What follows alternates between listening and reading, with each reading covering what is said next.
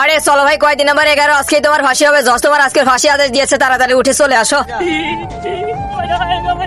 আরে খুশি হচ্ছে কেন পাগল? তোমাকে তো ফাঁসি দিবে, কিন্তু কেন?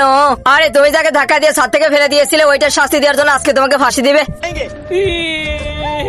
আরে ভাই তুমি কান্না করো না, এটা হলো 2 দিনের দুনিয়া, সবাইকে মরতে হবে, কিছুদিন আগে আর কিছুদিন পরে। আর মৃত্যু দেখে তো সবাই ভয় করে। আরে আমি তো মৃত্যু দেখে ভয় করছি না, আমি তো শুধু একটা টেনশনের জন্য কান্না করছি। আরে তুমি কি টেনশনে কান্না করছো সেটা তো আমাকে বলো। আরে তুমি এটা শুধু রাখো। আরে তাড়াতাড়ি আসো ভাই রে। আরে এবার বলো কি টেনশন তোমার এত?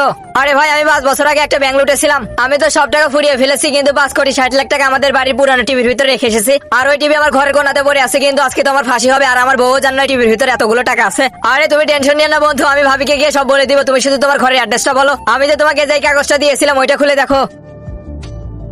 আরে এটাই আমার বাড়ির অ্যাড্রেস। আরে ঠিক আছে ঠিক আছে, তুমি টেনশন করো না বন্ধু, আমি ভাবিকে গিয়ে সবকিছু বলে দিব, তুমি এখন নিশ্চিন্তে মরতে পারো। আরে ভাই আর আমার কি হবে? আরে তুমি তো বেশি কাজ করোনি, তোমাকে 1-2 দিন পরে ছেড়ে দেওয়া হবে। আর তারপরে কয়দিন নাম্বার 11 এমন জায়গায় নিয়ে যায় যেখান থেকে কেউ আর কোনোদিন ফিরে আসতে পারে না। 2 দিন পরে। আরে ভাই কয়দিন আমার 7-7, আজকে তোমার সাজা মুক্ত হয়েছে, তুমি তাড়াতাড়ি জেলের ভিতর থেকে বের হয়ে আসো। আরে কয়দিনে মুক্তি পাওয়ার পরে ফাঁসিদার কয়দিন বাড়িতে চলে যায় সবকিছু প্রস্তুতি নিয়ে। আরে ভাই প্ল্যান মনে আছে?